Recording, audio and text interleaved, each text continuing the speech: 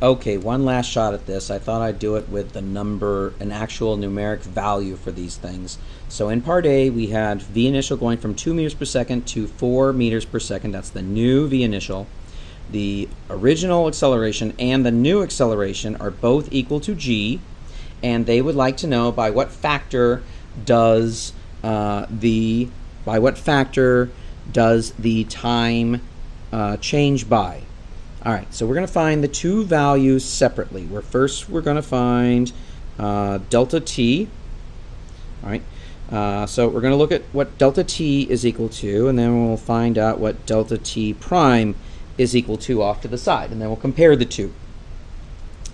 Well, we have one more bit of information, and that is that the final, since it's up and down, is equal to the negative of the initial. So it's equal to negative 2.0 meters per second for the original value, and it's equal to the final prime is equal to negative 4.0 meters per second.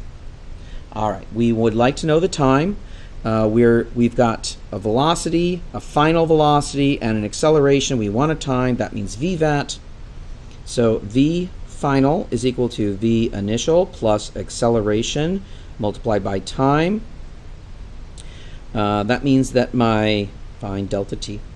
That means that my time is equal to V final minus V initial divided by my acceleration, which I know is g. So that means that I have V final, which is negative 2.0 meters per second, and from that we're subtracting the original positive 2 meters per second, and we're dividing that by 9.81 meters per second squared, and it really should be negative because it is down. My delta t, I've got negative 4 divided by negative 9.81. That's a good thing because we want positive time. 4 divided by 9.81 is 0.4077. We'll call that 0.41. 0.41 seconds. Over here, delta t prime is going to be equal to the final prime minus the initial prime divided by, well, it's still g. So my delta t prime is equal to negative 4.0 meters per second minus a positive 4.0 meters per second divided by g, negative 9.81 meters per second squared. And so my new time is equal to 8 divided by 9.81, which is 0.82 seconds. And this one is double the original one, so we can say